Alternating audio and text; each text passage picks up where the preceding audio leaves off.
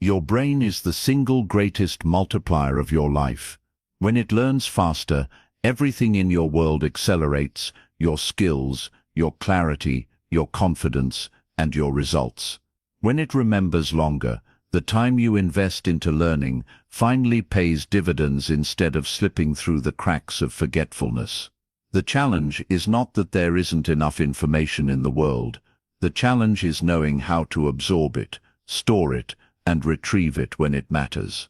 In this audiobook, we will explore how to upgrade your brain so learning becomes easier, memory lasts longer, and knowledge becomes part of who you are, not just something you once read, briefly understood, and then lost. You will learn why your brain is more adaptable than you've been told, why attention must come before memory, and how simple scientific learning tools can turn ordinary study into long-term mastery. More importantly, you will discover how to apply these ideas to real life, so you can build a mind that gives you an unfair advantage. This is not about being a genius. It's about learning how to learn strategically, intentionally, and repeatedly. It's about protecting the most valuable cognitive machine you own and upgrading it with habits, systems, and choices that compound over time. If you commit to this process, the payoff will follow you for the rest of your life. In this audiobook, we will unlock a framework for learning faster, remembering longer, and building a brain that keeps improving year after year. This is your opportunity to step into the identity of a lifelong learner, a person who turns knowledge into capability and capability into confidence. Let's begin. Chapter 1. Build a brain that learns efficiently. To upgrade your ability to learn, you must first understand that the brain isn't a fixed machine. It's a living system. It changes, adapts, reorganizes, and rewires based on how you use it. Scientists call this neuroplasticity, but you don't need the scientific term to benefit from it. What matters is this: the brain you have today is not the brain you must live with tomorrow. It can get sharper, it can get faster, it can become more capable, and with the right inputs, it will. Learning efficiently means getting more value out of every hour you spend learning. Most people don't have a learning problem, they have an efficiency problem. They try to learn through force, reading the same page over and over, or watching videos non-stop, hoping that repetition will magically create understanding. But learning isn't just about exposure, it's about processing. It's about making sense of what you take in and linking it to what you already know. To build a brain that learns efficiently, start by giving it what it needs. Attention, clarity, attention focuses the mind. Clarity makes information meaningful. Structure keeps knowledge accessible when you need it later. Without these three ingredients, learning becomes random, superficial, and easily forgotten. With them, learning becomes faster, smoother, and more enjoyable. Your brain loves patterns. It learns best when information connects, rather than floats around as isolated facts. When you understand how ideas relate to each other, the brain forms networks of meaning. These networks become shortcuts. They make it easier to retrieve knowledge, to use it in new situations, and to build new ideas on top of old ones. That's what efficient learning looks like. Ideas stacking on ideas, knowledge compounding instead of evaporating. Another part of efficient learning is understanding the difference between recognition and recall. Recognition is when you see something and think, "I know this." Recall is when you remember it, without any cues. Recognition feels easier, so the brain loves it, but recall builds true memory. Efficient learners train recall. They force the brain to retrieve knowledge without hints, without prompts, without someone reminding them. That one shift alone transforms how long information stays with you. Efficiency also means reducing cognitive waste. Every distraction, every notification, every mental detour steals processing power from the brain. When the mind is scattered, learning slows. When the mind is centered, learning accelerates. This is why environments matter. This is why habits matter. This is why systems matter. They protect the brain from friction, so learning can flow. Finally, efficient learning depends on identity. If you see yourself as someone who learns quickly, the brain adapts to that expectation. If you see yourself as someone who struggles, the brain adapts to that as well. The brain listens to the story you repeat, so choose a better story. Say it often, live into it. You don't need more lectures, you don't need more motivational slogans. What you need is a brain built for efficiency, one that absorbs, organizes, and recalls with ease. When you build that brain, learning stops feeling like a chore and starts feeling like a superpower. And once that shift happens, everything else becomes easier. Chapter 2. Train your attention before you train your memory. Before you can remember anything, you must first pay attention to it. Attention is the gatekeeper of learning. If information doesn't make it through the gate, it never becomes memory. It doesn't matter how interesting the subject is, how intelligent you are, or how badly you want to learn. Without attention, nothing sticks. And yet, attention is the skill almost no one trains. We spend hours trying to memorize, hoping our brain will cooperate, when the real bottleneck is earlier in the chain. Memory is not the first step. Attention is. Think about how many times you've read a page only to realize you have no idea what you just read. Your eyes moved across the words. Your brain registered the shapes. But attention wasn't present. You scanned the content, but you didn't engage with it. And because you didn't engage, nothing encoded. The brain cannot store what the mind never noticed. This is why attention is such a powerful multiplier. When you improve attention, every form of learning improves along with it. Attention is not just about focus, it's about removing competition. Your brain cannot fully attend to multiple things at once. Multitasking is a myth when it comes to deep learning. The brain switches rapidly between tasks, paying superficial attention to all and deep attention to none. This constant switching slows comprehension and weakens memory, because every switch carries a cognitive cost. Efficient learners understand this. They trade multitasking for monotasking. One task, one focus, one channel of mental energy at a time. Training attention starts with eliminating noise, mental noise, digital noise, environmental noise. Learning in a state of distraction is like trying to plant seeds in a windstorm. You can throw as many seeds as you want, but very few take root. One of the simplest ways to upgrade attention is to control your environment. Remove optional distractions before you begin. Put the phone away, silence notifications, clear visual clutter. These small adjustments signal to your brain that something important is about to happen, and the brain responds by allocating more resources. But attention isn't just environmental, it's also internal. Your mind has its own distractions: rumination, anxiety, anticipation, daydreaming. These internal disruptions are often more powerful than the external ones, because you carry them with you. The key here is cognitive presence, training the brain to stay in the moment long enough for learning to occur. You do this by building mental endurance, the same way you build physical endurance, progressively.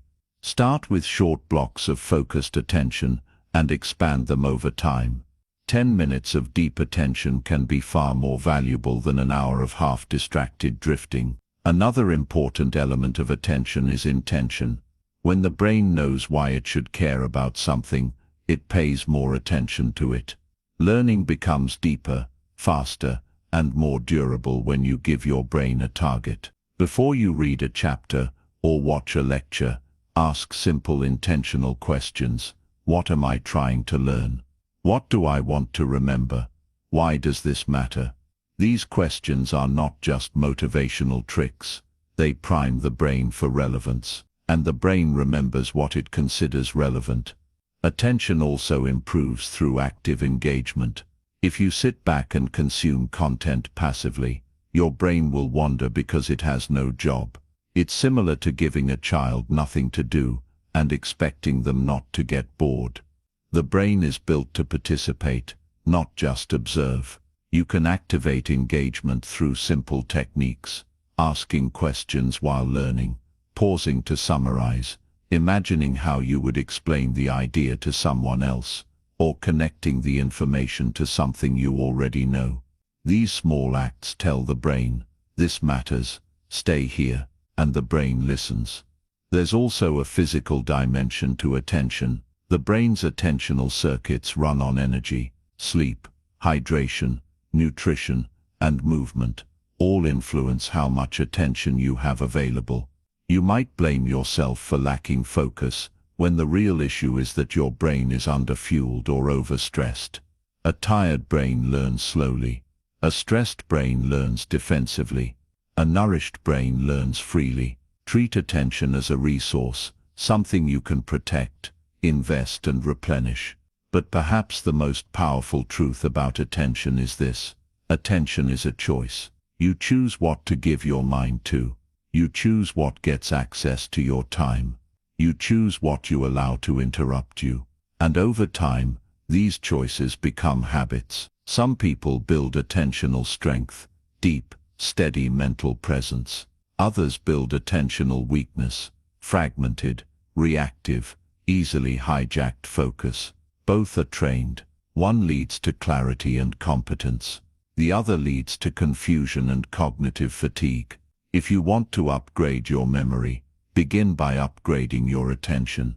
Because memory is downstream of attention. If attention is sharp, memory is possible. If attention is dull, memory collapses. This simple truth will save you years of frustration. You don't have to force your brain to remember. You don't have to memorize through brute repetition. When your attention is present, your brain does the encoding naturally and automatically. So train your attention first. Give it structure. Give it protection. Give it purpose. When you do, learning becomes faster, memory becomes stronger, and knowledge begins to stay with you instead of slipping away. And once that happens, you'll realize that attention was never just a cognitive skill. It was a competitive advantage. Chapter 3. Turn information into understanding, not just data. To truly upgrade your brain, you must learn to transform information into understanding. Information is everywhere. Understanding is rare. Information is easy to collect. Understanding takes work. And yet, understanding is what the brain remembers, uses and applies. Data without meaning slips away. Data without context evaporates. But when information becomes understanding, when it becomes part of your mental map, it sticks. The reason so many people forget what they learn is simple. They collect information the way others collect souvenirs, interesting in the moment, but rarely used again. They read a book, highlight a few sentences, feel intellectually stimulated, and then move on. Weeks later, they can barely explain what the book was about. It's not because their memory is bad, it's because their learning stayed shallow. Shallow learning feels productive, but it doesn't produce understanding. It creates the illusion of knowing, not the reality of knowing. Understanding begins with depth. Depth means slowing down long enough for the brain to process what something actually means. Most people rush through content because they want to consume more. They want to finish the course, finish the article, finish the video. But learning isn't about finishing, it's about absorbing, it's about integrating. The brain needs time to convert information into personal knowledge. When you slow down, you give your brain the chance to ask the most important learning question. How does this fit into what I already know?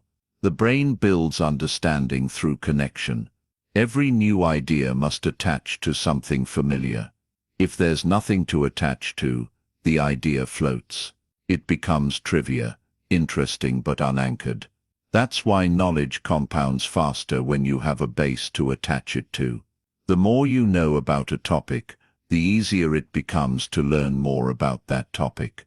Learning is not linear, it's exponential, once the foundation is in place. One of the best ways to deepen understanding is to look for mental models, structures that explain how something works. Mental models simplify complexity without oversimplifying the truth. They help you take raw information and organize it into something meaningful. Instead of memorizing hundreds of facts, you learn the structure behind them. This is how experts think.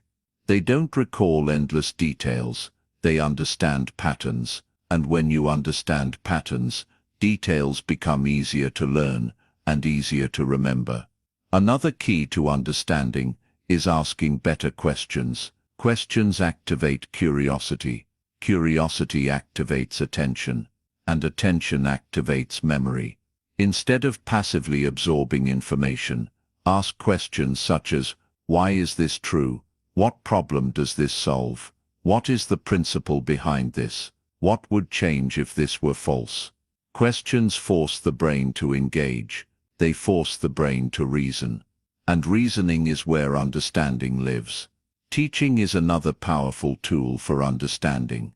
When you teach something, even informally, you are forced to clarify your thoughts. You must fill in the gaps. You must explain the logic. Teaching exposes what you don't know and strengthens what you do. Many people believe they understand something because it feels familiar, but they cannot explain it clearly. Familiarity is not understanding. Explanation is. The rule is simple. If you can't teach it, you don't truly understand it. Analogies and metaphors also help convert information into understanding. The brain loves comparisons because they shrink the distance between the known and the unknown. When you compare a new concept to something familiar, you build a bridge that helps the brain cross into clarity. Some of the greatest thinkers in history used analogy as a primary teaching tool for this reason. It turns complexity into something the brain can digest. Another important part of understanding is context. Context answers the questions, when does this matter, and where does this apply? Information without context is like directions without a destination. You might know the steps, but you don't know when to use them. When you understand context, knowledge becomes usable. You begin to see opportunities to apply what you know, and application is the final stage of understanding. Once you can apply something, it becomes internalized. It becomes part of your thinking. This also explains why repetition without understanding rarely works. When you repeat something you don't understand, the brain treats it like noise. It feels forced. It doesn't stick. But when you understand something, repetition strengthens it. Understanding makes repetition efficient. Repetition makes understanding durable. Together they form memory that lasts. To turn information into understanding, you must also avoid intellectual hoarding. Intellectual hoarding is the habit of consuming more than you integrate. Content becomes entertainment instead of transformation. The mind becomes cluttered with disconnected fragments. The cure is simple. Integrate as you go. After learning something, pause and ask, how would I explain this? How does this connect? How would I use this in real life?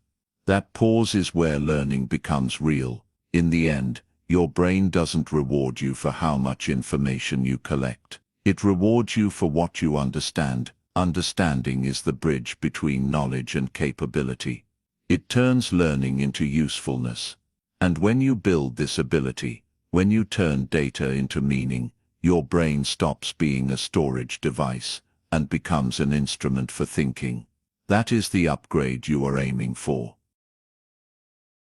Chapter 4. Make learning active, not passive. Passive learning feels comfortable. You sit, you listen, you watch, you read. Information comes toward you, and you let it wash over you. It feels like learning because it feels productive. It feels easy, It feels smooth. But passive learning does not create mastery. It does not build memory. It does not produce understanding. It produces familiarity. And familiarity is fragile. It fades quickly and gives you the illusion that you know something long before you actually do. Active learning is the opposite. Active learning makes the brain participate. It forces engagement. It requires effort. It pushes you to think, reason, explain, retrieve, connect, apply, and evaluate. And because the brain is working, the learning becomes deeper, stronger, and far more resistant to forgetting. The difference between passive learning and active learning is the difference between watching someone swim and actually being in the water. Watching feels easier. Doing produces skill. One of the most powerful forms of active learning is retrieval. Retrieval means pulling information out of your brain without looking at it. When you retrieve, you tell your brain, "This matters, keep this, strengthen this." Retrieval is memory training. It rewires circuits. It deepens recall. And yet, most people avoid retrieval because it feels harder than rereading or rewatching. Hard does not mean wrong. Hard often means effective. Another form of active learning is explanation. If you can explain something in simple language, without jargon, without notes, without hiding behind complexity, it means you truly understand it. When you explain, you organize ideas, you connect concepts, you simplify structure, you expose gaps. You discover whether you actually know what you think you know. This is why great teachers learn faster than their students. Teaching forces active learning, and active learning forces growth. Application is another mode of active learning. When you use what you learn, the brain upgrades it from theory to skill. Theory alone rarely sticks. Skills stick because the brain has seen them work in the real world. When you apply something, solve a problem, perform a task, use a method, the learning moves from conceptual to experiential. Experience leaves cognitive residue. It lasts. Active learning can also involve questioning. Asking questions turns information into curiosity fuel. Questions activate the mind. They create gaps that the brain wants to fill. And curiosity is one of the strongest drivers of attention and memory. Instead of asking, "What did I learn?" ask, "What didn't I understand? What surprised me? What challenged what I believed? Where could this be wrong?" These questions turn knowledge into exploration instead of accumulation. Another important element of active learning is transformation. Don't just consume information, transform it. Take notes in your own words. Turn paragraphs into diagrams. Convert ideas into summaries. Break concepts into steps. Compare, contrast, categorize. Every time you reshape an idea, you deepen your grasp of it. The brain doesn't remember what it merely touches. It remembers what it reshapes. To make learning active, you must also slow down consumption. Passive learners rush. They chase content volume instead of content value. They want to finish the book, finish the video, finish the course. But learning doesn't reward finishing. It rewards processing. If the goal is speed, you consume more. If the goal is mastery, you do less, but think more. The world is full of people who have consumed a mountain of information, but can't explain any of it. Don't become one of them. Active learning also benefits from spacing. When you revisit information across time, the brain reinforces pathways and rebuilds recall. Spacing works best when you engage with the material actively each time, testing yourself, explaining again, summarizing again, recalling again. Passive repetition is weak. Active repetition is powerful. Even reading can become active.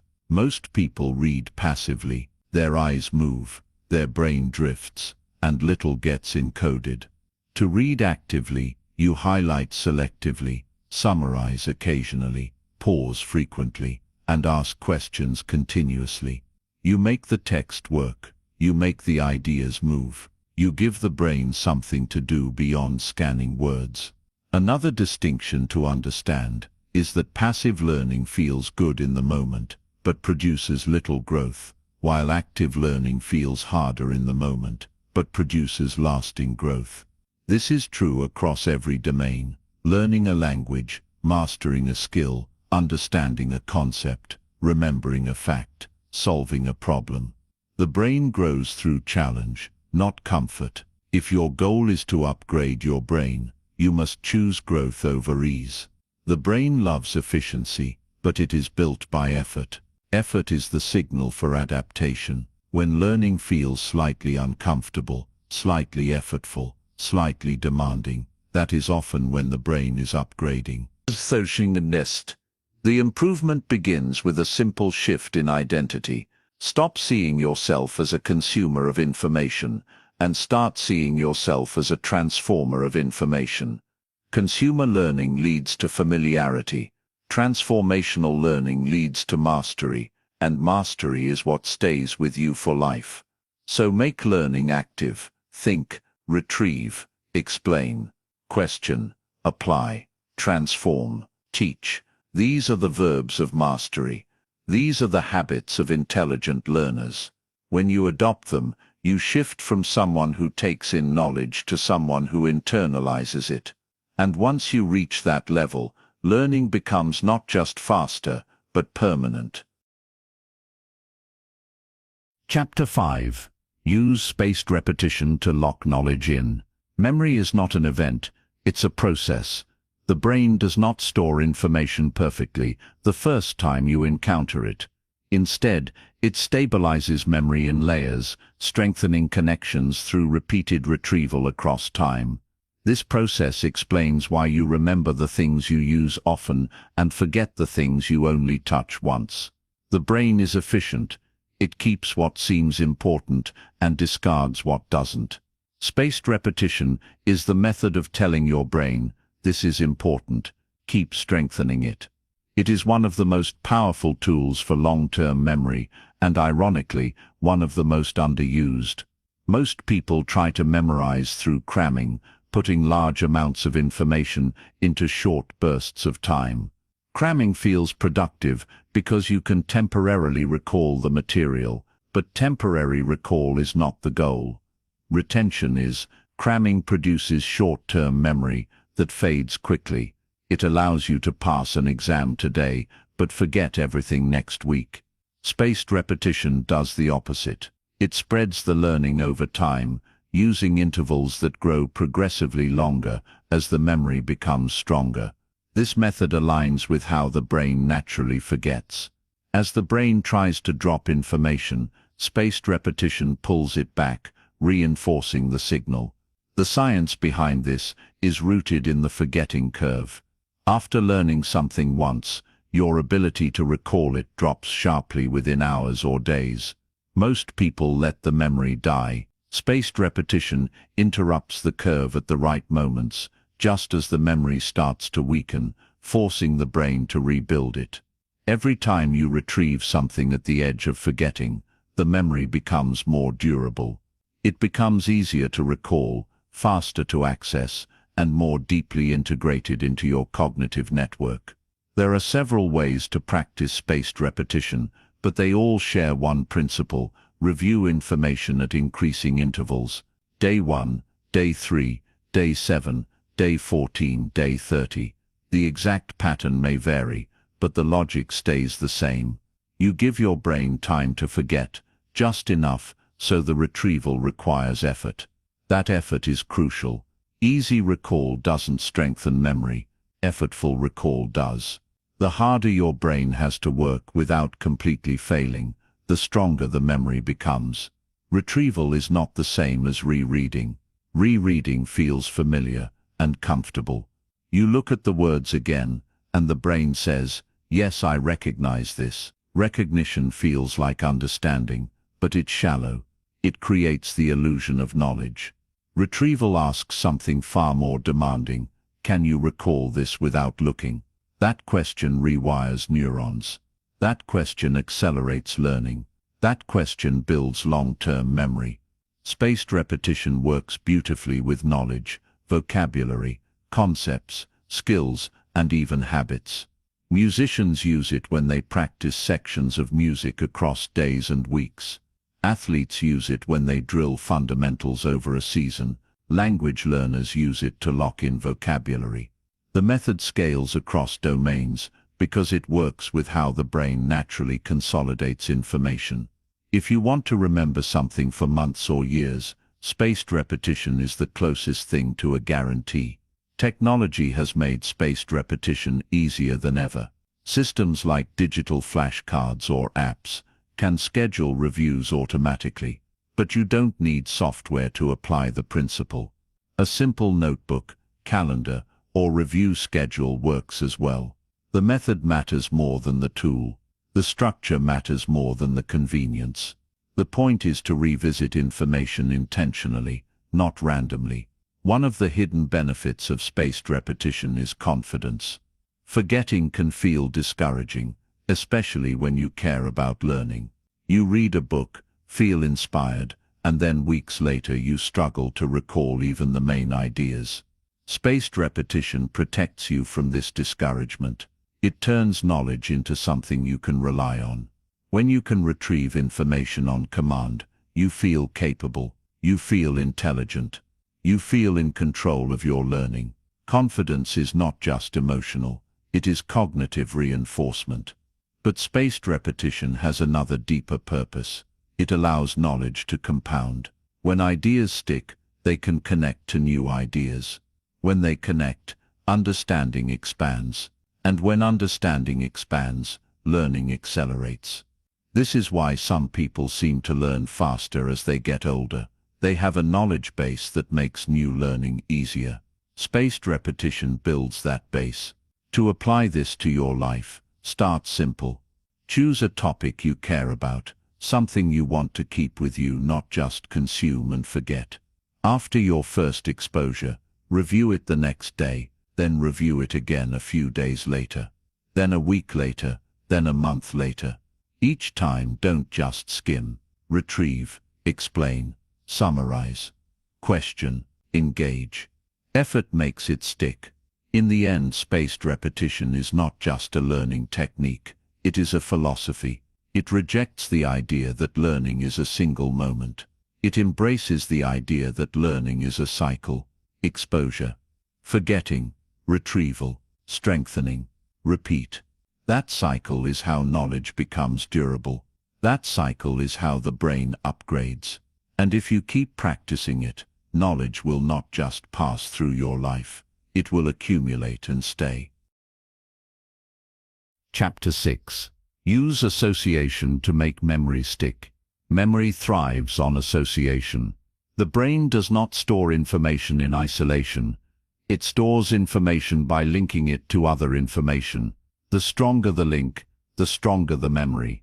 When something is meaningful, emotional, surprising, vivid, funny, exaggerated, or connected to something you already know, the brain treats it differently. It stands out. It takes priority.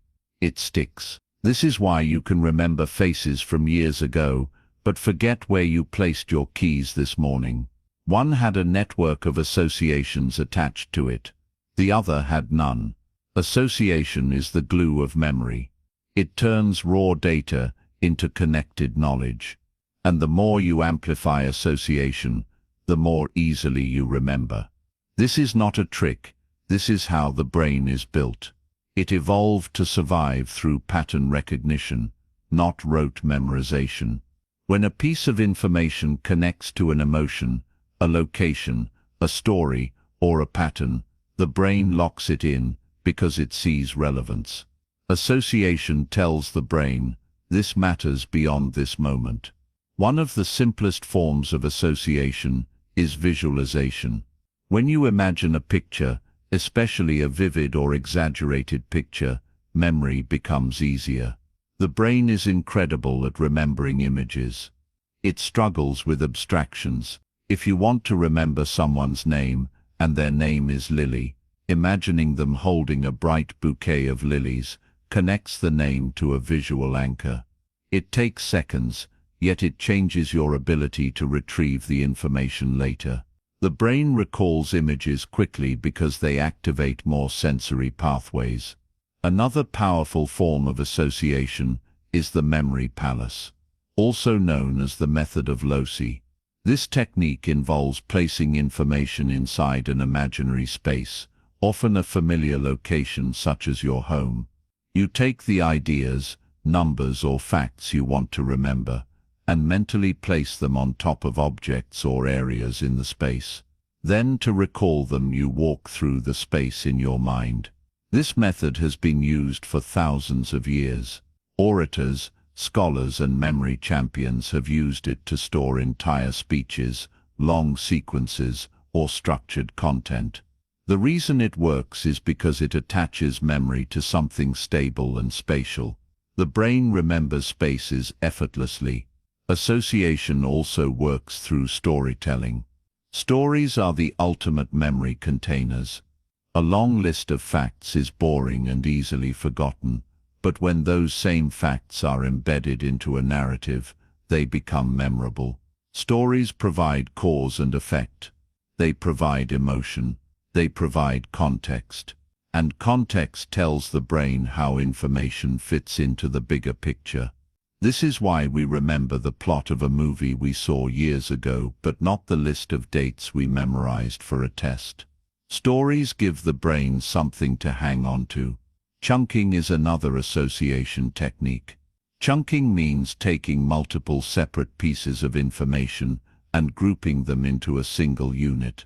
A phone number becomes easier to remember when broken into 3 chunks rather than 10 individual digits. Your working memory struggles with large amounts of ungrouped data, but when grouped, the brain can handle more because it processes the chunks as one. This is how experts in any field store extraordinary amounts of knowledge. They don't memorize more, they chunk more. Association also happens through analogy. Analogies allow you to learn something new by linking it to something you already understand. When you compare a new concept to a familiar one, the brain saves time and energy. It says, "This is like that," and in doing so transfers understanding across domains. Teachers use analogies because they accelerate comprehension and retention at the same time. Emotion is one of the strongest associative forces.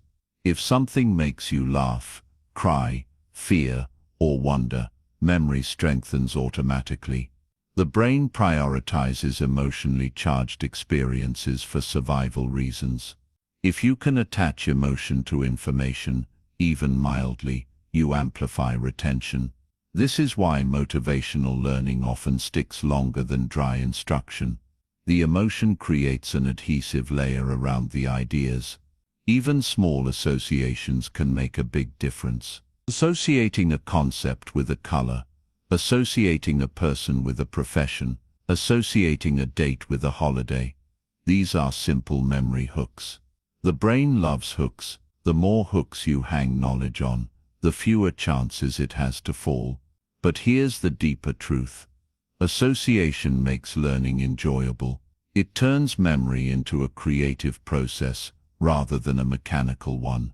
When memory becomes playful, it becomes sustainable. When it becomes sustainable, it becomes powerful. You no longer feel like you are forcing information into your head. You feel like you are building a network, because you are. To apply association in your life, you don't need to use every technique at once.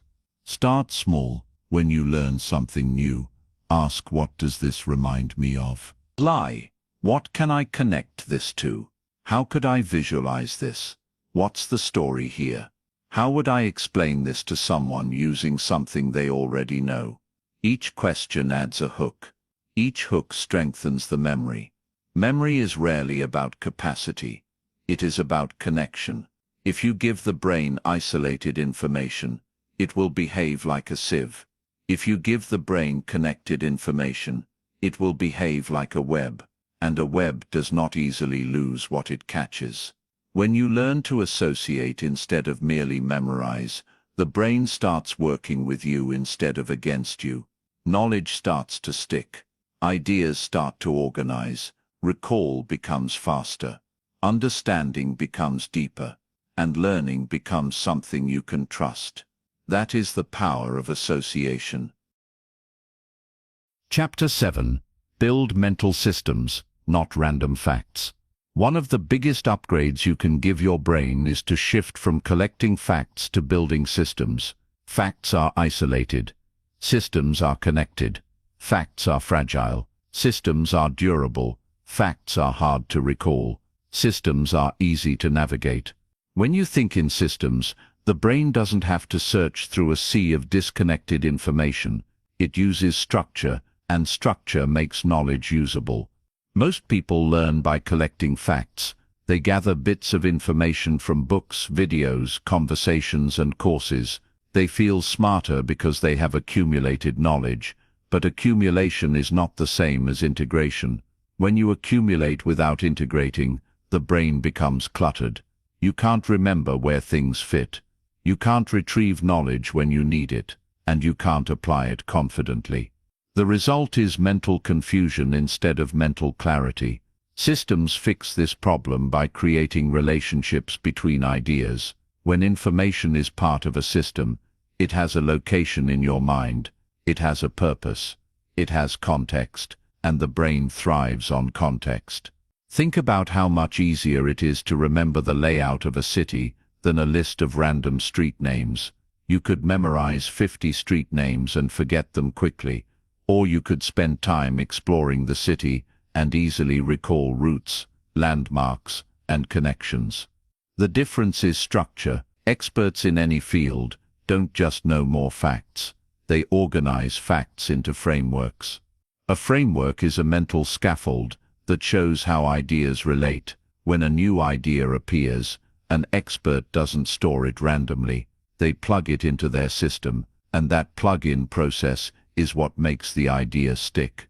This is why learning becomes easier the deeper you go into a subject. Once you have a system, everything has a place. Systems also reduce cognitive load. The brain has limited working memory. If every new piece of information requires a fresh mental effort to store, memory becomes exhausting. But when information fits into an existing system, the cost drops dramatically. The brain loves efficiency, and systems provide it. A powerful example of a system is categorization. Categorization groups ideas based on similarity or function. The moment something is categorized, the brain assigns it relationships. It is no longer alone. It belongs to a group, and that belonging makes it easier to recall. This is why you can remember hundreds of animal names, tool names, or food names without much training. You stored them in categories over time. Another type of mental system is a schema. A schema is a mental blueprint of how something works. When you have a schema, you can interpret new information faster because you already have a model for it. A chess master can glance at a board and instantly understand the strategy because they have schemas for patterns, threats, and opportunities. A beginner sees chaos because they have no system yet. Knowledge also needs hierarchy. Hierarchy organizes ideas from general to specific. When you start with general concepts, you create mental hooks. Then the more specific details can attach to those hooks. Think of it like a tree. The big ideas are the branches, the details are the leaves. You can't attach leaves without branches. Many learners do the opposite. They memorize leaves with no branches to hold them, so they fall off quickly. Systems also allow compression. Compression means representing large knowledge using a small number of principles. Physics compresses many phenomena into a few fundamental laws. Business strategy compresses decisions into frameworks. Mastery compresses complexity. When you build compression into your mental systems, recall becomes faster because the brain doesn't need to search through everything. It just retrieves the principles and expands them when needed. Building systems is not only about academic subjects. You can build systems for learning itself, how you take notes, how you review, how you practice, how you apply.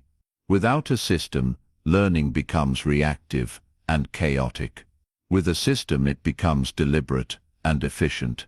Even habits are easier when they are part of a system. A habit without a system relies on willpower. A habit within a system relies on structure. To begin building mental systems, ask yourself simple but powerful questions. How does this fit with what I already know? What category does this belong to? What principle explains this? What pattern does this follow? Where would I store this concept? Each question forces the brain to integrate instead of merely collect. Another practical step is note organization. Many people take notes that act like storage. They capture information but never convert it.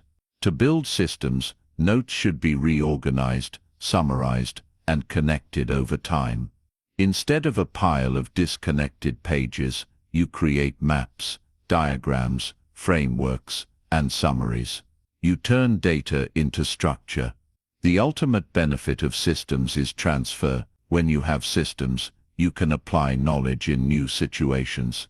Transfer is the real measure of learning.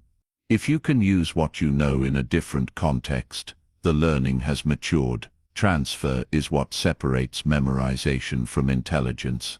In the end, building mental systems is not just about remembering more, it is about thinking better. It allows the brain to navigate complexity, handle information overload, and make decisions with clarity. When you shift from storing facts to building systems, learning stops being a burden and becomes a strategic advantage. That is how you upgrade the brain for the long term. Chapter 8. Learn faster by teaching what you know. One of the fastest ways to learn something deeply is to teach it. When you teach, you activate a different mode of learning, a mode that forces clarity, forces structure, forces recall, and forces understanding. Teaching is not just a way of sharing knowledge, it is a way of strengthening it. People often believe they need to become experts before they can teach, but the truth is reversed.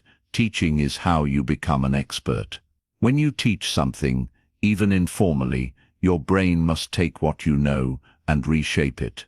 You cannot hide behind familiarity. You cannot rely on recognition. You must retrieve the information, organize it, and present it in a coherent way. That process alone upgrades your memory. Retrieval strengthens recall. Organization strengthens understanding.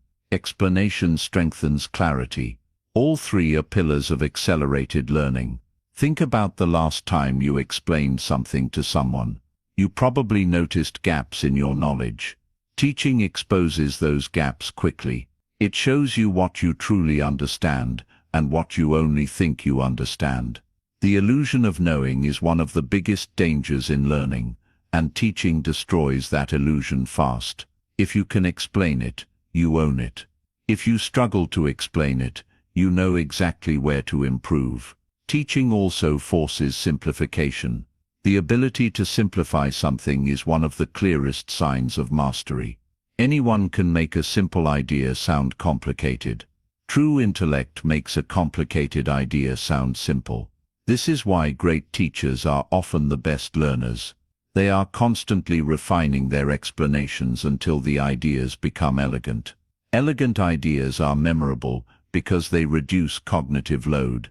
They become easier to retrieve and easier to apply. Another powerful benefit of teaching is that it requires sequencing. To teach something, you must decide what comes first, what comes second, and how the ideas connect. Most people don't realize how much sequencing matters until they try to explain something that seems obvious in their own mind, but makes no sense to someone else. When you teach, you build these sequences consciously. You build frameworks. You build logic. These become part of your mental systems, making new learning faster and smoother. Teaching also increases engagement. When you know you will have to teach what you learn, you pay attention differently. You take better notes. You ask better questions. You observe structure. You look for patterns. The act of learning becomes active instead of passive. Even before you teach, the expectation of teaching pulls you into a deeper level of thought. You no longer read just to read. You read to explain. And that shift alone upgrades the brain. Some of the best learners in the world use this strategy without calling it teaching. Writers teach through words. Speakers teach through voice. Programmers teach through comments and documentation. Researchers teach through papers. Leaders teach through guidance. Whenever a person explains, they are teaching, and whenever they teach, they reinforce their own knowledge. Teaching also enhances transfer. Transfer means using knowledge in new situations. When you teach, especially with examples, your brain practices applying the information in different contexts. It builds bridges. It forms general principles. Transfer is where learning becomes ability, and teaching accelerates that process. It's also worth noting that teaching does not require an audience. You can teach to a friend, to a notebook, to a mirror, or to your future self. Some of the most effective teaching strategies are private. For example, one powerful method is the explain it back technique. After learning something, you explain it back in your own words without looking at the source. You teach the empty room. You teach your imaginary student. You teach your past self who knew nothing. The more you teach, the more you learn. Another method is to write summaries. When you summarize, you are teaching on paper. You compress information. You extract meaning. You filter noise. You decide what is essential and what is not. This filtration process is where understanding strengthens. The brain doesn't remember everything, nor should it. The brain remembers what is integrated. Teaching also helps you build confidence. When you can explain something clearly, your belief in your own intelligence increases. Confidence is not just emotional, it reinforces cognitive performance. When you believe you are capable of learning, the brain engages more deeply, takes more risks, and handles complexity better. People underestimate how much perception affects cognition. Now here is an important distinction. Teaching is not the same as performing. Teaching does not require perfection. It does not require charisma. It does not require status. Teaching requires intention. The intention to understand deeply enough to explain. That intention is what upgrades the brain. To apply this principle, you don't need a classroom.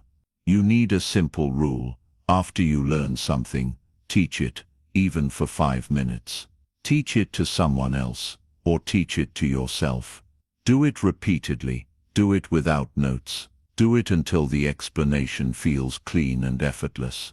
At that moment, you will know that the information has moved from the surface of your mind to the structure of your mind. Learning is not complete when you understand. Learning is complete when you can explain. That is the point where knowledge becomes part of you. That is the point where the brain upgrades. And if you adopt teaching as a habit, not as something you do occasionally, but as something you do every time you learn, you will learn faster than most people ever will. Chapter 9. Read like a strategist, not a collector. Reading is one of the most powerful tools for upgrading your brain, but only if you read strategically. Most people read to collect information. They read to finish books. They read to feel productive. They read to say they've read something. But reading without strategy often leads to very little retention and even less application. Thousands of pages go through the brain and leave almost nothing behind. If the goal is to learn faster and remember longer, you must shift from reading as consumption to reading as transformation. Reading like a strategist begins with changing the purpose. Don't read to finish. Read to understand. Don't read to accumulate. Read to apply. Don't read to impress. Read to evolve. When the purpose changes, The way you interact with the text changes. Your brain begins scanning for structure, tools, principles, and patterns, rather than trivia and quotes. You start asking different questions as you read. What is the core idea here? How does this connect to what I already know? How would I use this in the real world? These questions activate attention, and attention activates memory. Strategic readers also know that not everything deserves to be read in the same way. Some material is light and can be skimmed. Some material is dense and requires slow digestion. Some material is reference-based and best revisited instead of consumed once. Some books are not worth finishing, and quitting them frees you to spend your time on the books that actually matter. Intelligent readers do not measure success by how many books they complete, but by how much value they extract. A single well-read book can transform your thinking more than 20 rushed ones ever could.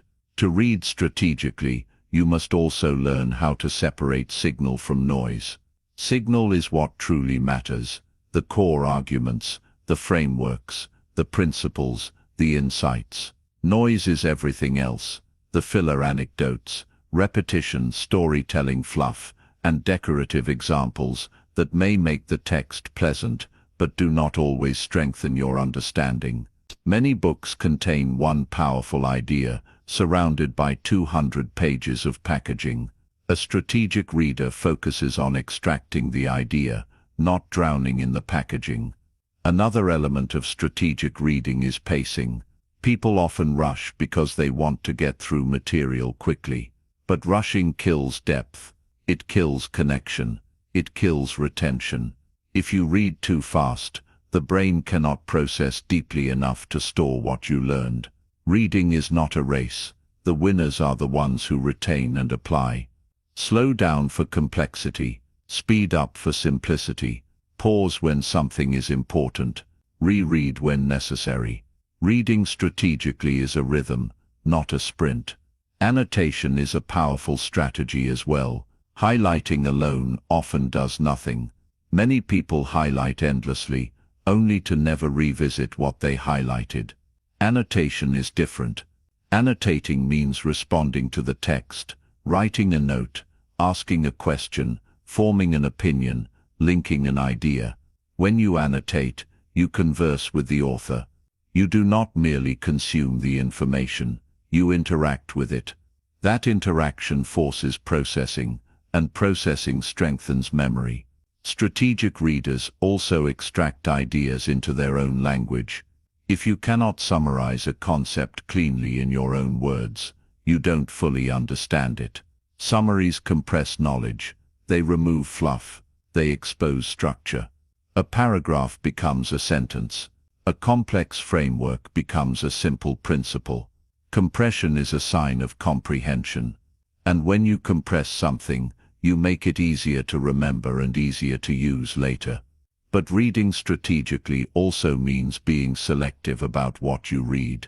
The world has more information than you could consume in several lifetimes. This abundance requires filtering.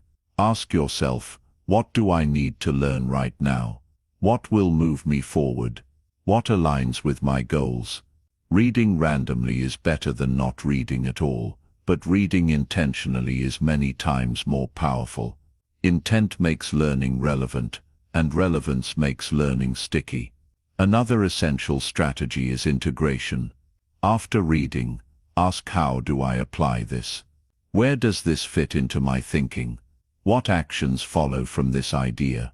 Application transforms reading from entertainment into capability. Without application, knowledge stays abstract. With application, knowledge becomes skill. The brain remembers skills far more easily than theories. Strategic readers also revisit material. The idea that you must read something once and move on is one of the biggest myths of learning. Great books deserve multiple readings because each reading occurs with a different brain. You read once to discover. You read again to understand. You read later to integrate. Repetition at intervals turns important ideas into long-term knowledge. Repetition is not redundant. It is how memory matures. Finally, reading strategically changes how you store information. Instead of leaving it scattered across pages and highlights, you organize it into categories, mind maps, summaries, or frameworks. You create mental systems so new knowledge can attach and compound. Books stop being isolated experiences and start becoming part of your thinking apparatus. When you shift from being a collector of books to being a strategist of books, reading stops being a hobby and becomes a competitive advantage.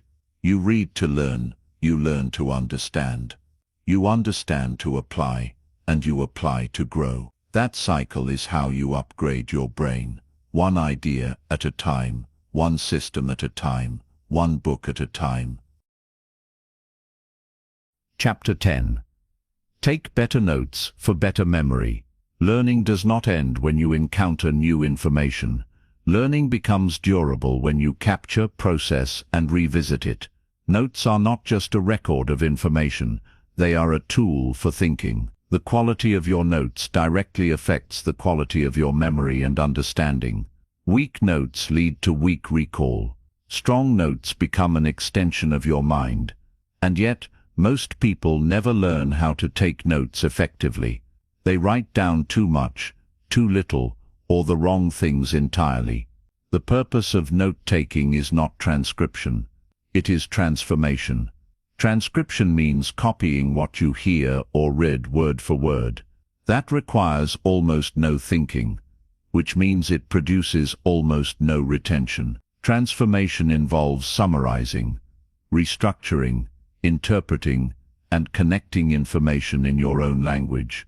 When you transform, the brain works harder. That work strengthens memory. The goal is simple. Take notes, the way your future self will understand, not the way the original author said it.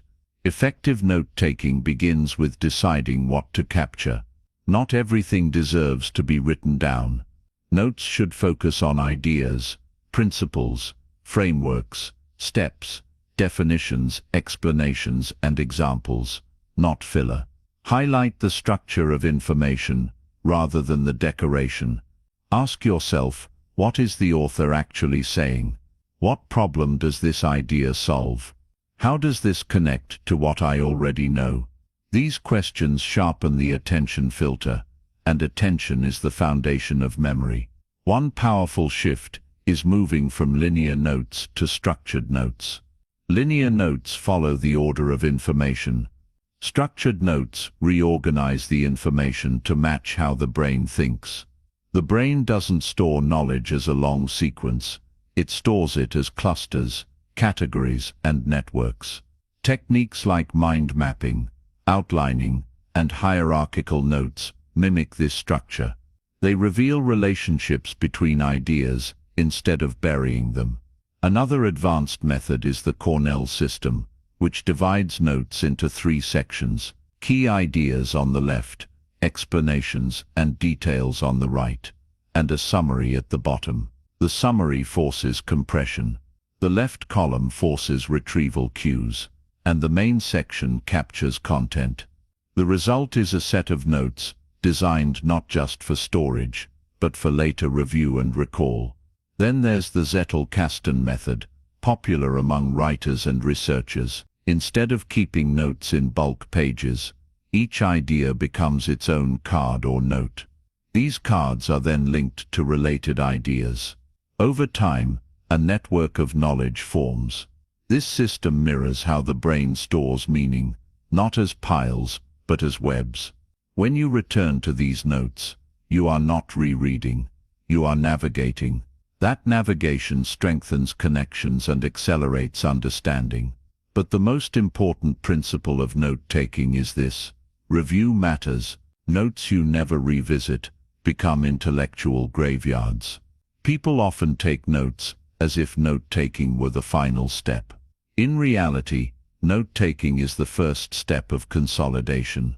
Notes are memory seeds, and review is the water.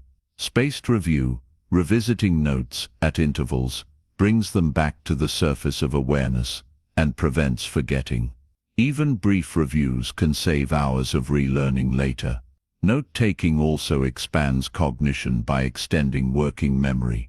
Working memory has limited capacity. Only a few pieces of information can be actively processed at once.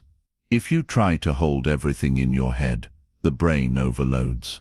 Notes free up mental bandwidth. They allow the brain to focus on deeper thinking, because temporary storage is handled externally. In this way, notes become a cognitive tool, not just a record. Another key insight: good notes should be personal. They should reflect your voice, your questions, your connections, and your interpretations. If your notes look like everyone else's, they probably didn't activate your brain enough.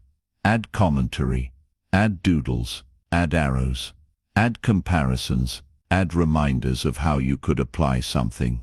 Personalization turns notes into a memory companion. The physical act of writing can also enhance memory. Handwriting slows you down, just enough to force processing. Typing is faster, but can lead to verbatim capture and less thought.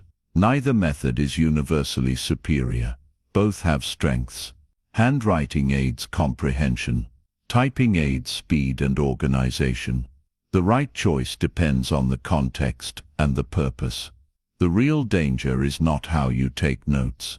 It is not thinking while you take notes. Examples are another underutilized form of note enhancement. When you add examples, either from the text or from your own imagination, you move information toward real-world context. Context makes recall easier, because it shows when and why a concept matters. The brain remembers why more easily than what. Examples give the why. Finally, great note-taking has a purpose: to make knowledge accessible later. Notes should be designed for future retrieval. If you capture everything but can't find anything, the notes are useless. Organize by topic, theme, project or question. Use indexes, digital tags, or searchable systems. A note you cannot retrieve is a note you effectively lost. When you learn to take better notes, you upgrade your brain in multiple dimensions. Attention increases because you listen actively. Understanding increases because you process and reorganize information. Memory strengthens because you retrieve and revisit. And application improves because you can actually find and use what you learned. In other words, note-taking is not just an academic skill, it is a life skill. It is a tool for building a smarter mind. Chapter 11. Turn knowledge into useful skill. Information becomes powerful only when it turns into skill. There is a difference between knowing something and being able to do something. Many people collect knowledge, but never convert it. They read about productivity, but never change how they work. They study languages, but never speak them. They learn financial principles, but never apply them to their money. They understand theories, but never see results. Learning without application creates a kind of intellectual storage. Learning with application creates transformation. To turn knowledge into skill, you must engage with information through practice. Practice is the bridge between theory and ability. It forces you to leave the comfort of knowing and enter the discomfort of doing. Doing feels harder because it demands feedback. When you do something, you find out immediately where your knowledge is shallow or where your assumptions were wrong. Feedback feels uncomfortable, but it is the fastest instructor you will ever meet. Books can inform you, teachers can guide you, feedback teaches you. Skill also requires repetition, but not blind repetition. Useful repetition is deliberate repetition. Deliberate repetition targets weaknesses, refines technique, and tracks improvement. Blind repetition simply burns time. If you practice incorrectly, you strengthen mistakes. If you practice deliberately, you strengthen skill. Deliberate practice asks the question, what specifically needs improvement, and isolates it. This is how musicians improve sections of a piece, how athletes refine movements, and how thinkers sharpen reasoning. Knowledge also becomes skill when you compress theory into action steps. Big ideas, without action steps, remain abstract. To make them concrete, you must identify how they appear in the real world. Ask, what does this idea look like when executed? What would be the smallest possible action for this? How would I know I'm doing it correctly? The brain learns faster when actions are specific, observable, and trackable. A vague concept leads to vague execution. A concrete step creates behavior. To convert knowledge into skill, you must also train retrieval under real conditions. Retrieval under ideal conditions, quiet room, no pressure, plenty of time, is good for memory, but not for performance. Performance requires retrieval under friction. Athletes call this pressure testing. Pressure testing creates stress, uncertainty, time limits, or stakes. When you can retrieve knowledge under friction, you can use it in real life. This is how learning sticks at the level of identity. Identity plays a bigger role than most people realize. Skill does not become stable until it becomes part of who you are. If you learn coding techniques without seeing yourself as a programmer, your improvement will plateau. If you study investment principles without adopting the identity of an investor, you won't execute consistently. Identity drives behavior. Behavior drives practice. Practice drives skill. Skill reinforces identity. This cycle is how mastery builds. Feedback loops accelerate the cycle. A feedback loop contains three components: action, result, and adjustment. You act, you evaluate the outcome, and you adjust. Many people skip the adjustment phase. They act and accept the result without learning from it. Without adjustment, skill growth is slow. Adjustment is where the brain upgrades. Adjustment tells the brain, this didn't work, change the approach. With enough adjustments, skill stabilizes. Knowledge also becomes skill when it is used in multiple contexts. If you only use an idea in one environment, it becomes situational knowledge. To make it robust, use it in different environments, with different people, under different conditions. This forces abstraction. Abstraction means extracting the principle from the situation. Once you understand the principle, you can apply it anywhere. That is the mark of true learning. Timing matters as well. Application should follow learning quickly. The longer the delay between learning and using, the higher the chance of forgetting. The brain prioritizes what you use. If you want it to keep something, use it soon, and use it often. This turns weak memories into stable ones, and stable ones into skills. The final stage of turning knowledge into skill is automation. Automation means the skill becomes effortless. You no longer think about the steps consciously. The brain handles them in the background. Driving a car is a good example. You don't mentally rehearse every movement. You just drive. Automation frees cognitive resources, allowing you to layer new skills on top. Mastery is built on stacked automations. To apply all of this, start with a simple rule. As soon as you learn something valuable, ask, how do I put this into action today? Not next year, not someday. Today. Then identify a small test. A test turns theory into motion. It breaks the perfection barrier. Perfection prevents skill because perfection delays action. Action beats perfection every time. When you learn to turn knowledge into skill, learning stops being an intellectual hobby and becomes a strategic advantage. Knowledge alone can make you feel smart. Skills make you effective, and effectiveness is what shapes your career, your competence, your confidence, and your life. Chapter 12. Upgrade your processing speed and cognitive stamina. If you want to learn faster and remember longer, You must upgrade not only how you learn, but the mental machinery that supports learning. Two of the most important components of that machinery are processing speed and cognitive stamina. Processing speed is your brain's ability to interpret, analyze, and manipulate information quickly. Cognitive stamina is your ability to sustain mental effort over time without burning out or slowing down. When these two abilities improve, everything across your life becomes easier. Reading becomes easier. Problem-solving becomes easier. Decision-making becomes easier. Focus becomes easier. And learning accelerates. Processing speed is not about rushing, it's about mental efficiency. A slow processor wastes energy on basic interpretation before it reaches deeper understanding. A faster processor reaches deeper understanding sooner, which leaves more time for practice, reflection, and application. This is one of the reasons why some people appear to learn faster than others. It's not always because they are more intelligent. Often, they simply process information with less friction. One way to improve processing speed is to increase working memory capacity.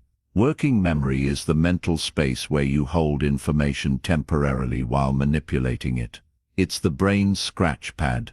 If working memory is overloaded, processing slows, tasks feel harder, comprehension breaks down, but when working memory is strengthened, thinking becomes smoother. You can hold more pieces in mind at once. You can make connections faster. You can read complex material without constantly backtracking. Games and activities that involve pattern recognition, sequencing, spatial reasoning, or strategy can help strengthen working memory, but so can real-world thinking tasks, such as explaining things out loud, solving problems without notes, or mentally organizing ideas before writing them down. Another method for increasing processing speed is reducing cognitive load. Cognitive load refers to the total mental effort required for a task. When cognitive load is high, processing slows dramatically. Reducing cognitive load doesn't mean making tasks easier. It means removing unnecessary friction. For example, organizing your learning environment, minimizing distractions, breaking tasks into steps, and clarifying what you're trying to learn before you begin. The brain processes best when it doesn't have to fight clutter, external or internal. Cognitive stamina is different but equally essential. Stamina determines how long you can think deeply before fatigue sets in. Most people can focus intensely for a few minutes before their attention dissolves. Their brain becomes restless, their thoughts scatter. They look for breaks. Low stamina makes deep learning impossible because deep learning requires time. Complex ideas cannot be processed in shallow fragments. They need sustained engagement. To build cognitive stamina, you must train it the same way athletes train physical endurance. Gradually, start with short blocks of deep focus, then increase the duration as you adapt. 10 minutes of concentrated effort can later become 20, then 30, then 45, then 60. This kind of training creates a mental environment where deep work feels normal instead of painful. Once cognitive stamina increases, tasks that once felt overwhelming become manageable. Breaks play an important role here. Stamina does not grow from endless, uninterrupted effort. It grows from cycles of effort followed by recovery. The brain needs moments of rest to consolidate information, reset attention, and replenish neurotransmitters. Micro breaks, short pauses between heavy thinking, are not wasted time. They are maintenance. They prevent burnout and enhance retention. The goal is not to eliminate breaks, but to structure them intentionally. Lifestyle also influences both processing speed and stamina. Sleep is one of the most important cognitive performance tools you'll ever have. Lack of sleep reduces reaction time, slows processing, weakens working memory, and blocks learning from transferring into long-term storage. Strong cognitive performance is built on consistent sleep, not occasional catch-up. Nutrition matters too. The brain runs on glucose and depends on micronutrients for neurotransmitter function. Hydration matters, oxygen matters, movement matters. It's hard to think well in a body that isn't supported. Another often overlooked factor is stress. Stress narrows cognitive bandwidth. It reduces creativity, shrinks working memory, and slows problem solving.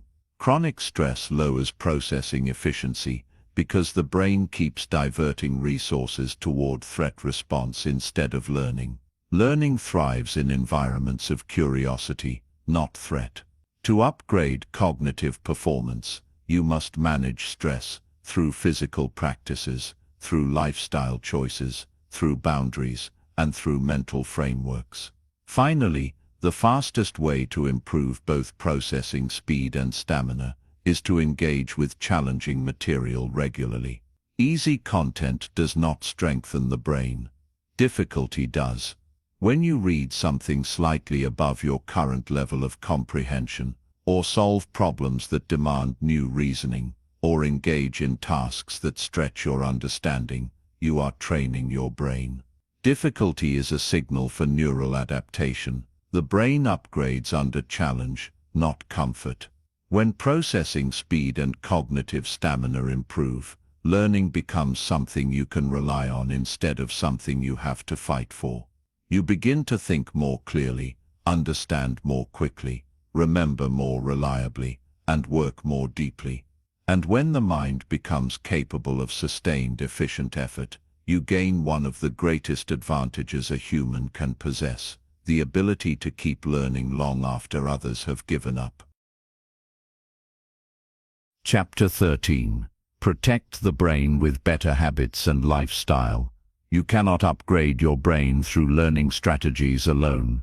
Techniques matter, but the biological machine doing the work must be healthy enough to perform. A tired brain, a stressed brain, or a poorly nourished brain cannot process efficiently, cannot remember reliably, and cannot sustain attention long enough to reach mastery. Learning is not just a cognitive activity, it is a physical one. The quality of your brain's performance reflects the quality of the environment you create for it. If you want to learn faster and remember longer, you must protect the hardware that makes it possible. One of the most important variables is sleep.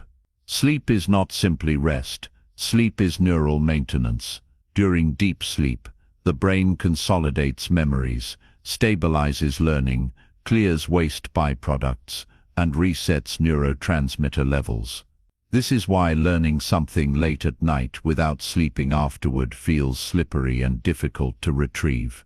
Without sleep, the brain cannot transfer short-term learning into long-term storage. Students often try to compensate for poor learning habits by sacrificing sleep, not realizing they are destroying the very mechanism that would help them remember. Sleep is not optional for cognitive performance, it is foundational. Nutrition is another pillar of brain protection. The brain represents only a small percentage of your body weight, yet it consumes a disproportionately high percentage of your energy. It requires stable glucose levels, healthy fats, amino acids, vitamins and minerals to synthesize neurotransmitters and sustain cognitive function. Diets loaded with sugar spikes, processed foods, and inflammatory compounds create volatile energy patterns that impair attention and memory. In contrast, whole foods, balanced macronutrients, and consistent hydration give the brain the raw materials it needs to work smoothly. Many people blame themselves for having low focus when the real issue is biochemical. Movement also plays a crucial role. Physical activity increases blood flow to the brain, boosts oxygen levels, stimulates neurotrophic factors like BDNF, which helps neurons grow, and reduces stress hormones. Even short bouts of movement can improve mental clarity and learning capacity. The brain and body are not separate systems, they are deeply intertwined. Physical stagnation often leads to cognitive stagnation, while physical activation enhances mental activation. Exercise is not just a fitness tool, it is a learning tool. Stress management is another category of brain protection that cannot be ignored.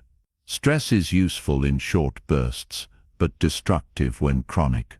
Chronic stress floods the brain with cortisol, which impairs memory, disrupts learning, weakens immune function and narrows cognitive flexibility. When stress becomes a background state, thinking becomes reactive instead of reflective. Curiosity disappears, and threat vigilance takes over. The brain cannot build new neural pathways efficiently when it is constantly preparing for danger. Learning requires psychological safety. To reduce stress, you need both external boundaries, such as limiting toxic environments, and internal practices, such as breathing techniques, mindfulness, journaling, or reframing stresses as challenges instead of threats. Digital hygiene has become a modern necessity for brain protection. Constant notifications, fragmented attention, information overload, and addictive platforms all tax cognitive resources. Every time you switch tasks or check your phone, your brain pays a switching cost.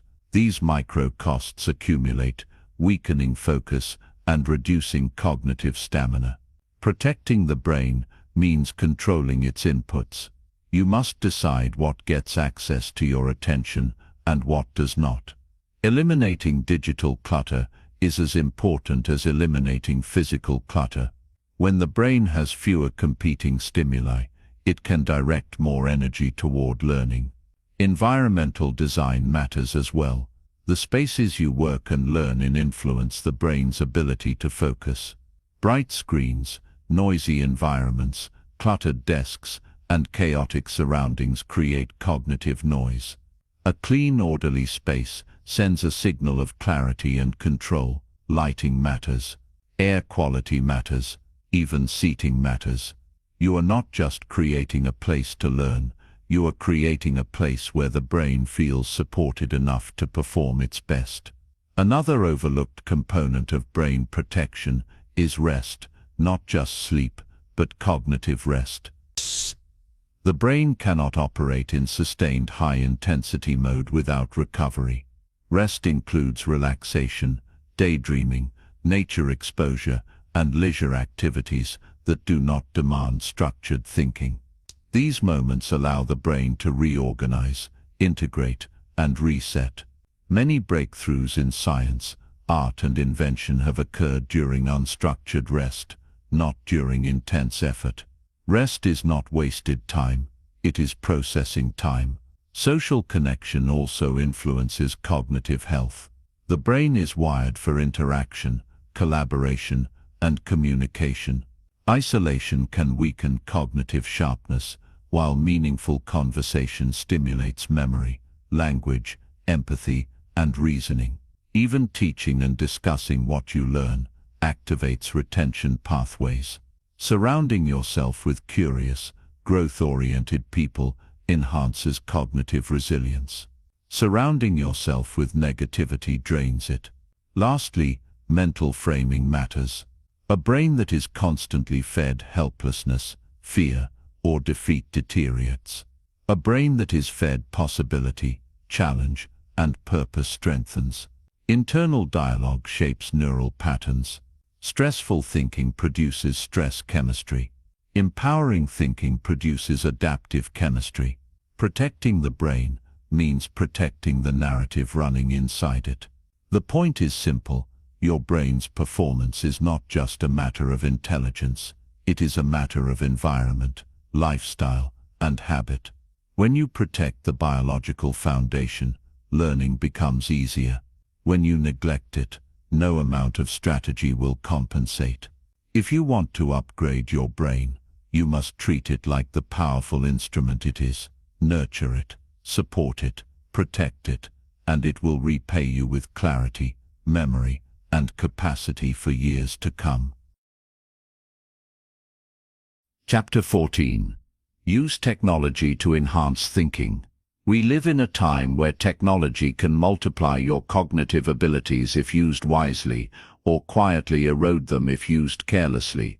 Tools that were once limited to researchers, scholars, and high-level thinkers are now in everyone's pocket. You can store knowledge, retrieve information, organize ideas, schedule tasks, manage memories, track habits, and even simulate thinking with the help of software. But here's the critical distinction: technology should enhance thinking, not replace it. When technology becomes a substitute for cognition, instead of an amplifier of cognition, the brain stops growing. To use technology correctly, you must first understand its role. The brain has strengths and weaknesses. It excels at creativity, pattern recognition, reasoning, abstraction, and emotional evaluation. It struggles with storage, retrieval of vast data, error-free calculations, and long-term organization of knowledge. Technology excels precisely where the brain struggles. Tools can store thousands of facts,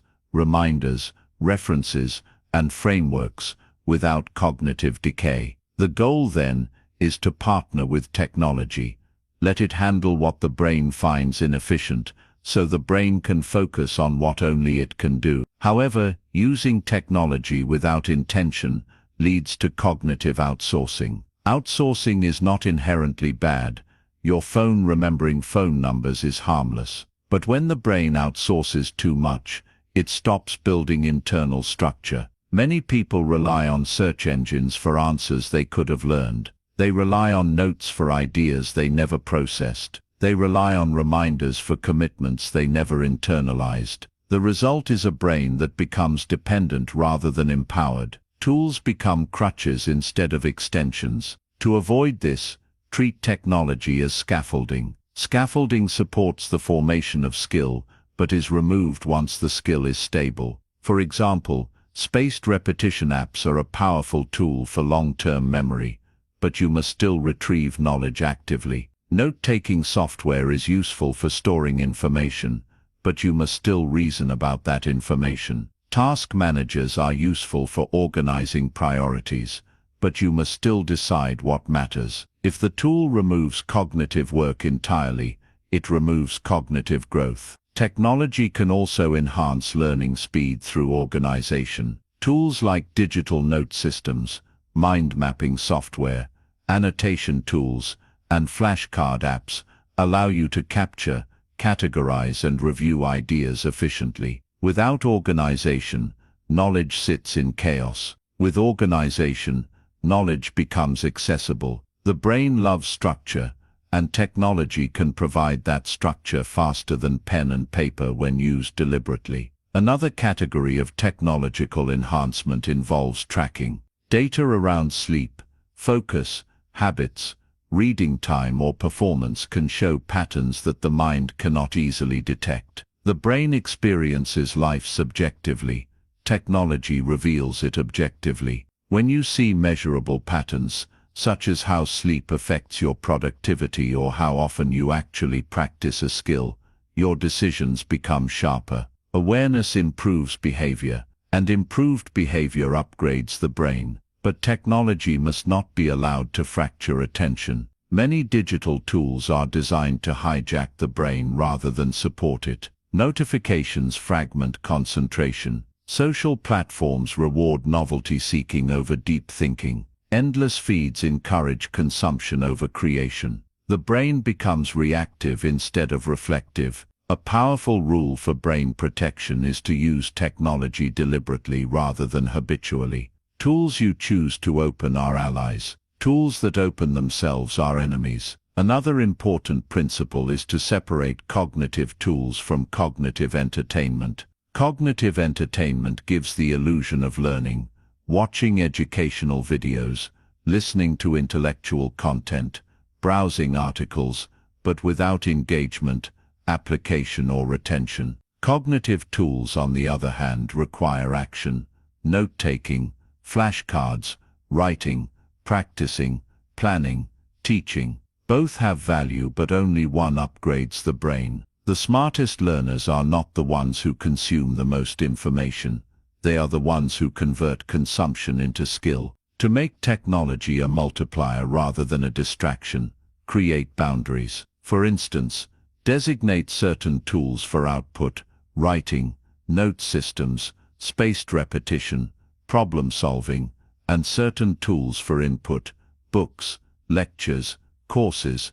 Keep them separated. Input alone does not produce growth. Output forces retrieval, synthesis, and application. When the brain produces, it learns. Another practice is to integrate technology with analog methods. You might brainstorm on paper, but store organized notes digitally. You might practice recall with flashcards, but reflect in a journal. The hybrid approach gives you the benefits of both worlds: technology for storage and efficiency, analog for depth and presence. The most important shift is this: see technology as part of your cognitive ecosystem, not as a replacement for it. Your brain is not meant to work alone, but it is also not meant to surrender. A calculator doesn't make you worse at math if you understand the principles. A note system doesn't weaken memory if you still retrieve and summarize. A spaced repetition app doesn't reduce thinking if you still reason about the material. A tool becomes harmful only when it eliminates the struggle necessary for growth. Ultimately, the purpose of technology in learning is amplification. Amplify your attention by blocking distractions. Amplify your memory through structured review. Amplify your productivity through organizing tasks. Amplify your thinking by freeing cognitive space. Amplify your creativity by storing raw material for future ideas. When used in this way, technology becomes one of the greatest cognitive multipliers of our era. But the brain must remain the driver. Tools are extensions of thought, not replacements for thought. If you maintain that relationship, you will harness the full power of technology while preserving and strengthening the extraordinary capabilities of your mind. Chapter 15. Become a lifelong learner with a compound brain. The true upgrade of the brain does not happen in a week or a month or even a year. It happens across a lifetime. The most powerful learners are not the ones who study intensely for brief seasons. They are the ones who never stop learning, who never stop refining, who never stop expanding. They adopt the identity of a lifelong learner, and because of that identity, their knowledge compounds. The compounding of knowledge is one of the greatest advantages a human being can acquire. It makes learning easier, thinking sharper, memory stronger, and creativity more effortless. The compound brain is not built by accident. It is built by consistency. A lifelong learner understands that knowledge is fuel. It fuels decisions, opportunities, careers, relationships, problem solving, and personal evolution. They do not learn because they were told to, or because a curriculum demanded it, or because an exam was scheduled. They learn because they recognize what learning gives them. It gives them leverage. It gives them adaptability. It gives them clarity in a world that is constantly shifting. The person who learns continuously will always outperform the person who relies solely on past knowledge. The world evolves. The brain must evolve with it. One of the biggest mindset shifts toward becoming a lifelong learner is curiosity. Curiosity is the engine of sustained learning. Without curiosity, learning feels like work. With curiosity, learning feels like exploration. Children learn rapidly because they are curious about everything. Adults often lose that curiosity because they trade wonder for certainty. They believe they already know enough. They cling to fixed beliefs. They stop asking questions. When curiosity dies, the brain stagnates. To revive learning, you must revive questioning. Ask why things are the way they are. Ask how systems work. Ask what principles lie behind the surface. Curiosity is not childish, it is intelligent.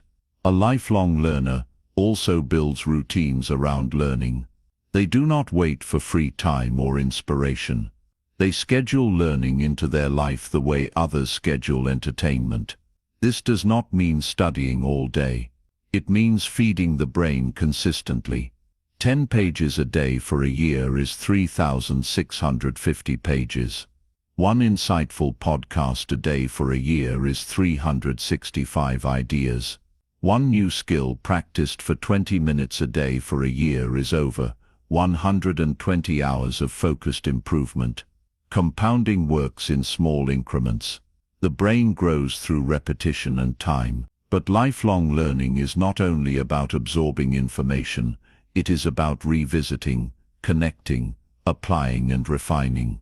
The compound brain does not treat knowledge as separate events. It treats knowledge as a growing ecosystem, where new ideas plug into existing frameworks. Each year, the ecosystem becomes richer, more organized, and more powerful. Learning that seemed difficult years ago suddenly becomes easier because the structures to support it are already in place. This is why the knowledgeable continue accelerating.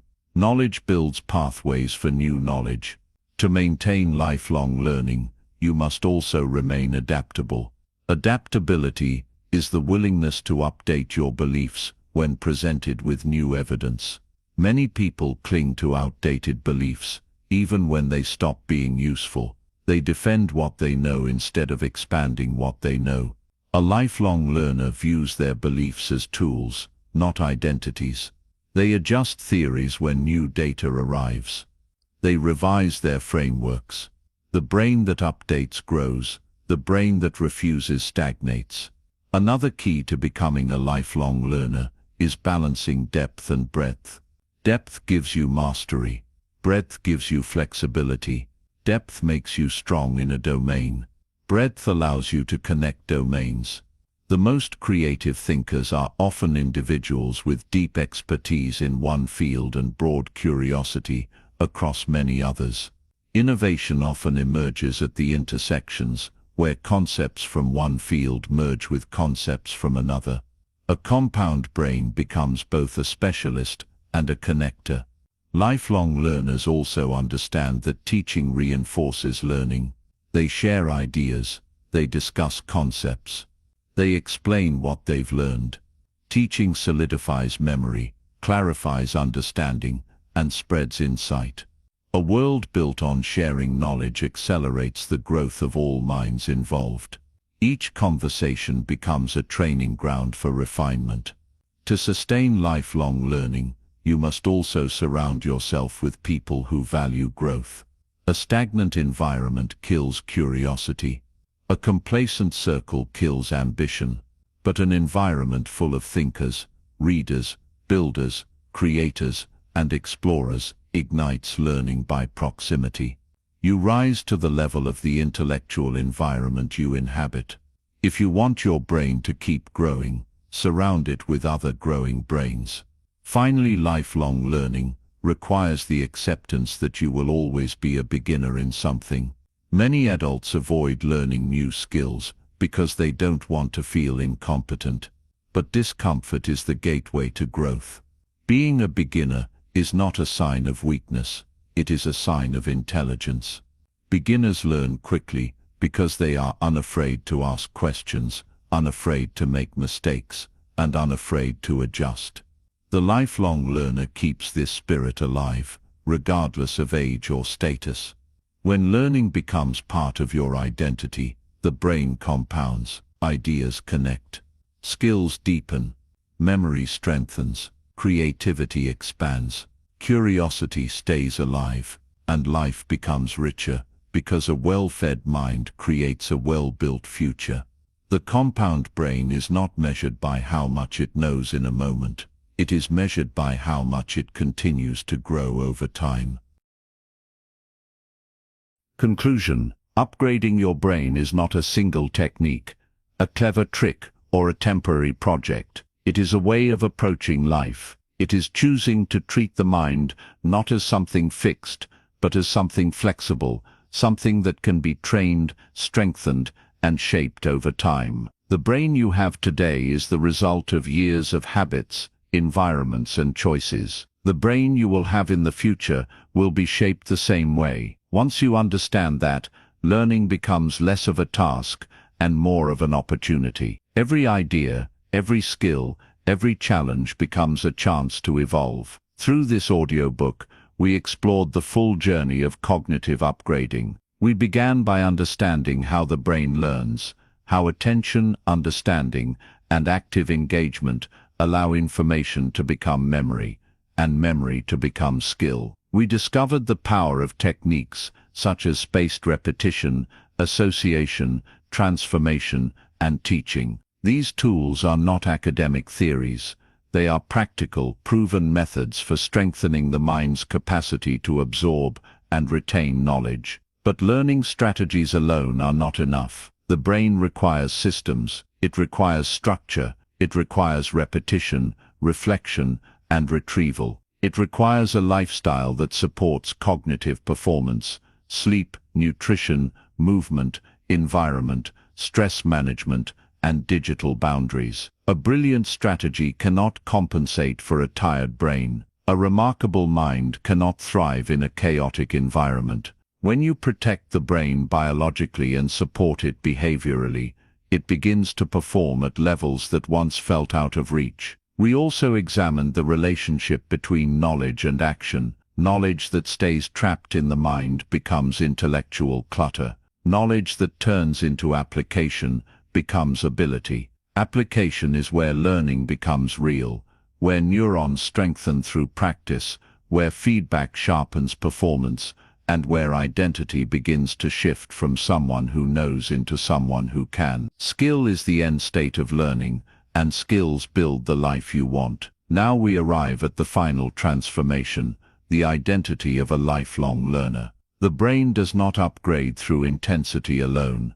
It upgrades through consistency. Small habits practiced repeatedly create compounding growth. Curiosity fuels that growth. Adaptability protects it. Reflection accelerates it, and teaching spreads it. When learning becomes part of who you are, you no longer ask, "How long will this take?" Instead you ask, "How far can I go?" That is the mindset of a compound brain. As you move forward, remember this one truth.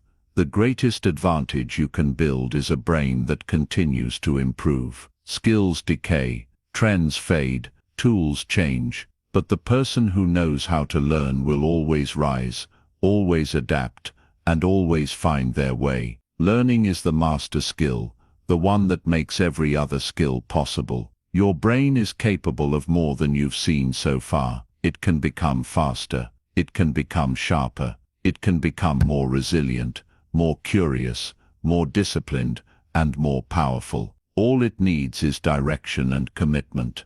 The journey does not end here. In many ways, this is where it begins.